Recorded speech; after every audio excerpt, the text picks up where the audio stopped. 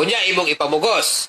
Imong ilaron ang imong mga followers nga nagkasinabot ta. Unsay kasinabot good? Oh, ilaron nimo imong mga followers nga approve. Unsay approve? Approve sa imo sa ako dili. Kay kung nag-approve ako dili unta ko magreklamo. Oh, kanong nagreklamo ko? Tungod kay ang pre-debate conference imong gisurambaw. Mao na tinuod din ha. Unya, daghan na nga mga video ang akong gipagawas. Itagaan ta ka og lugway. Kaya ako gusto pod ko nga madayon ni nga debate. Aron mahuman na inyong angkon-angkon din ha. Kay dili man gyud na kabarog sa debate nga tinukod mo ni Kristo. Bro Joy, Bro Dits, ipasulat yun kay Joy sa Binisaya ang iyang gusto may tabo sa pangalan. Diba ako nalibog sir dapil kay yun sa ikwa. Kay basig mali ato siya biya mo atubang. Isulat gud ang imong gusto nga challenge. Kay para masabdan ba? Madugay man gud na. Sa mo tagkadugay. Kay basig maura kay ako sa iyang gisuot ba? Unsa kay imong ingon dere? Nga ang Romano Katolikong Iglesia gitukod sa matuod na Kristo nga nakasulat sa Biblia, sumala sa Biblia ang standard nga referensya. Priso ko ano ron, kapirman na ron. Wala na. Paminaw. Okay na na. Sa tanan nga ako ang gikasabot nga maghimo og formal debate, kinira siya ang pinakatalawan. Unya okay lang unta og nahitabo ang kanabitawng pagreklamo, nahitabo dito sa pre-debate conference gyud. Og siya mismo ang ni-approve ha. And at the same time dito sa pre-debate conference dili man siya ang niatubang sa kuha. Ang niatubang sa kuha kato si tawag ining Edwin Books or si Lola Helen kanang ginaingon nila. Di ba? Ang niatubang sa kuha nya tulo sila kabuok. Subuti pasabot kung dili to valid ang amo ang gikasabutan dito sa pre-debate conference. Subuti pasabot mga munggol to kung katubang dito. Di ba? Mga munggol to. Unya, Mr. Tibugol. Mr. Tibugol, ako nang i-address mo tawag ining direkta. Wa ka bantay, di ba? Pag atubang sa pre-debate conference, dili ikaw lang si istorya. Di ba? Dili ba gikasab-an pagka ni Edwin Box?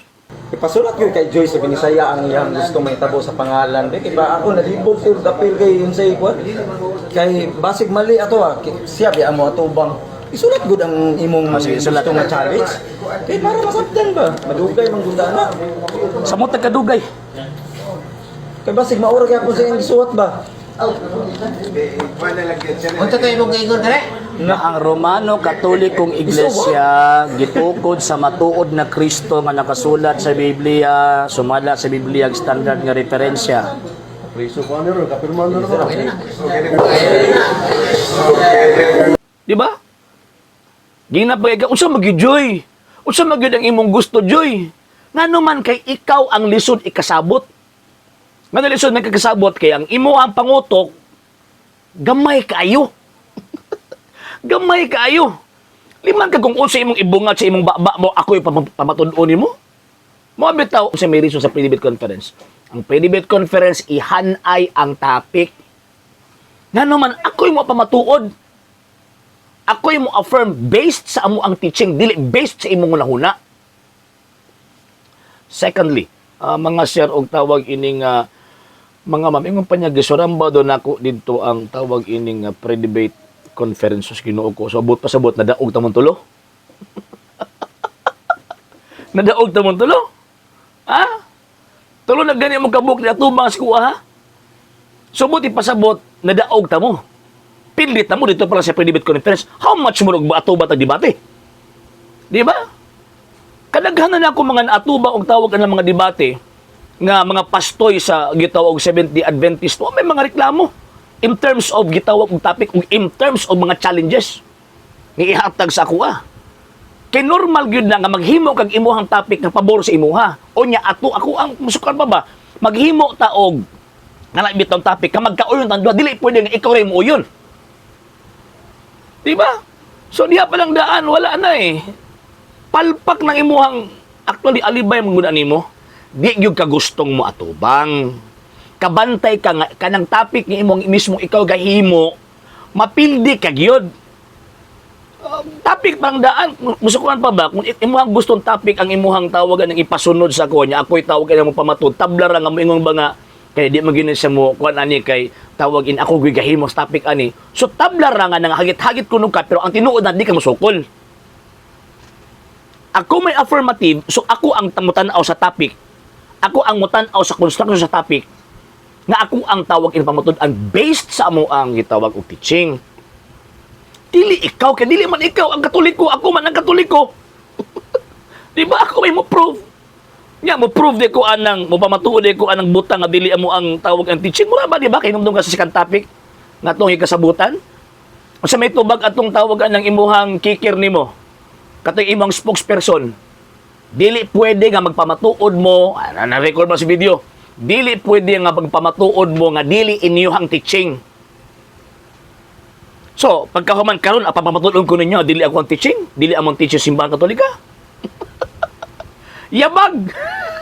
Ayaw lagi pag niyabag, talawan lagi ka. Bisag unsaon talawan ka. Kamong tulo talawan mong dagko. Nang talawan mong dagko kay sige ra mong ngak-ngak sa social media, wala mo'y gitawag og buhat. And at the same time kinsa mo magkahadlukan. Wa pa mo record eh.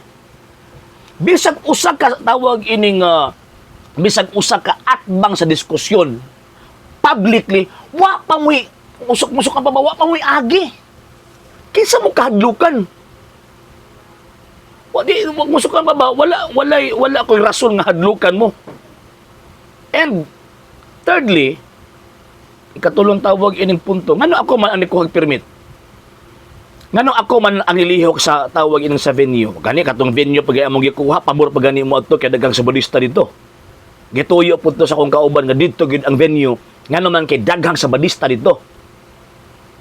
Ngano ako na minakuha sa permit? Kay tan-aw na ako sa daghan sa tawag ining sitwasyon, muatras mo, irason lang ninyo nga wa ka ni uyon, which is sa topic o sa tawag anong private conference, approve na ka. May kahalos ka siguro kasabot og in English ngano man kay ang topic nga ato ang debatyan ipabinisaya pa nimo. Di ba? Di ana eh. Ako ang nikuha ngano man tan-aw na ko, uy mo atras naman mo. Ako'y niduot based sa ato ang gikasabutan. Una ako sa venue, gipahibalota ka based sa ato ang tawag ining sabot. Nganong ako man, musukuan pa ba, nganong ako man nilihok mismo, kaya di ko gusto na magka-atras mo. Kaya kung kamo ang ako ang tawag ina sa ligan nga mukuha sa permit o sa venue, ano sa pa mahitabo? Ano sa mahitabo? Kaya kabalo dyan kong mga atras mo. Kaya nang imuhang ka namin nga wak mo ni ko sa topic, alibay na eh. Alibay na. Gisgutan na nato na sa pre-debate conference. Naunsa man, dili pwede nga mo barog ko nga dili mo'y termino nga ginagamit sa Iglesia Katolika. Di ba? Di pasabot na naman ka na. Limang kag, ipamatuod mo sa kuha, one Holy Catholic Apostolic, one Holy Catholic, tawag inibasanda ay gibutang ang Roman Catholic, one Holy Roman Catholic Church. Dili man na mo'y amu ang title sa Simbahang Katolika. Dili. Papatayin mo si mga One Holy Catholic Apostolic Church or Roman Catholic Church. Unya, sa ako ang gihat na gipropose inyo ang tawag in topic, katong gipropose na ko sa inyo ang topic, resolve that the Roman Catholic Church established by Christ, that it was the true church, is the true church founded by Christ according to the Bible and standard reference. Wa nyo gidawat. Nga naman kay pabutaan yun ninyo is founded by the true Christ in the Bible. O, gibutaan ako. Kaya parang mo man gusto ninyo. Gipaundayunan ta mo. Pero katong imong giingon nga, sa gilitok nimo sa imong tawag ining challenge katong word for word gyud sa imong gilitok, di man na imong teaching. Pero ngano akong gidawat ang imong challenge, ay gusto na ako magdebate ta. Pero kay talawan man mo. Sige ra man mong tawag anang ngak, sige istorya ba. Wa ba to sa tawag ining sa buhat niya pagka man saba pag ka social media. Ayaw. Kanang pagkatalawan ninyo, barugin ninyo na. Kung maingon mo nga, di mi ka pa matuod, di mi ka pa barog din. Nganong wa man ninyo gidayon ang debate? Nganong wa man musipot sa debate? Nganong wa man musipot? Gitagaan ta naka og tawag ining panahon nga Naa ka dito, gi-inform ta ka nga mao ni ang lugar, mao ni ang permit na gikuha. Unsa may kalainan sa permit nga inyong kuhaon o kung kuhaon? Unsa may kalainan sa tawag ining venue nga inyong kuhaon o nakuang kuhaon? O gani ni kuha pa kog tawag ining venue nga pabor sa inyo kay daghang pagsabadista. Ayaw lagi, ayaw. Ayaw ba? Ayaw ko isudan ang inyong bulsa kay dako ra kaayo ko. Oh, ayaw ko isudan ang inyong bulsa kay dako ra kaayo ko. So, ang pulot dulo, ang pinaka main reason ana nganong saba kay ka, talawan kang dako. Apil tong imuhan do ka kauban talawan. Maora ni tanang mga sabadista nga ako ang nailahan, maora ni pinakatalawan. Talawan in the sense ba nga kusog kay ngap sa social media pero wala sa buhat. Wa mo sipot sa debate. Wa mo sipot. Unya, napabiyati 500,000. Mingon siya nga, gi-update na ako sa hulata lang. Hulata lang. Okay. Alam.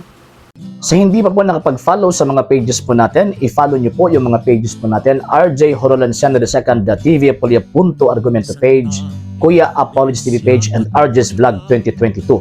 And pwede rin po kayo mag-send po dyan ng Facebook stars. And also, sa ating po mga channels, sa hindi po nakapag-subscribe, i-subscribe po ninyo yung mga channels natin, The Lay Catholic, Apologies International Official, RJ Sano II TV, Kuya Apologies TV, and Barrio Kawayan Religious Forum.